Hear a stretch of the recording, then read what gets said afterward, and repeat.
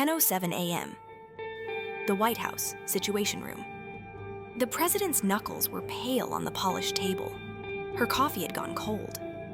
No one had touched their coffee. General Alden was mid-sentence. Camp Bragg was our last signal. Dead air now.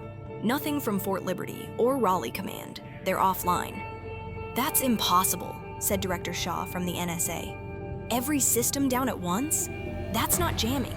That's... She didn't finish. The president turned slowly, looking toward her Joint Chiefs, then to her press secretary, who had returned from her own disaster at the podium. Her face was tight. "Ma'am, Charlotte is gone," she said. "Not bombed, not burned, just gone. Covered."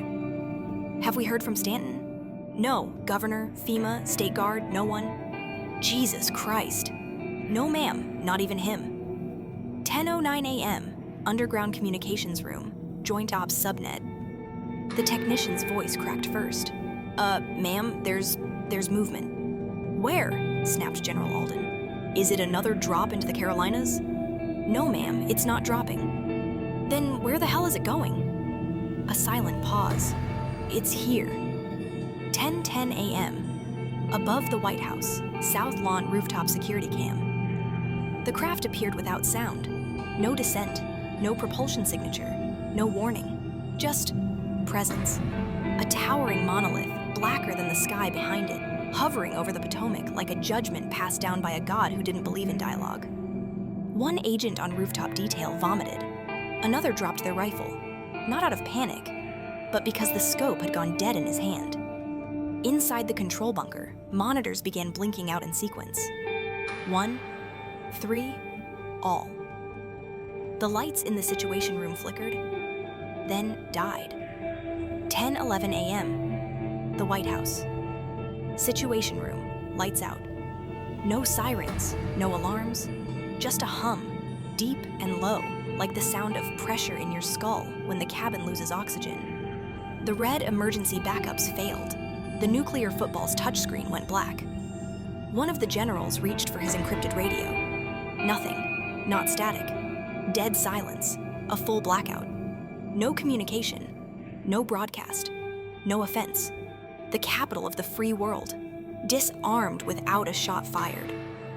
The president stood up, slow. "It's not an attack," she said quietly. "They could have hit us."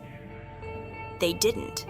Her eyes were locked on the ceiling, as if trying to see through it. "This is a message." No one spoke.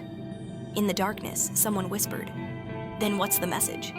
And the president answered, almost to herself, "They wanted North Carolina first. And now they're telling us not to follow."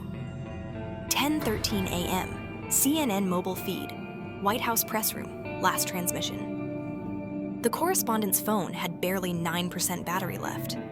No bars, no Wi-Fi, no hotspot, but the camera still worked. She whispered into the lens, "We are currently offline. The White House has lost all power. The Pentagon has not responded to calls. A single craft has entered DC airspace. No weapons, no fire, no response from our defenses. All signals, military and civilian, are down. As of this moment, I believe the United States is no longer in control of its own sky." A long pause. Her voice cracked. "They never touched us.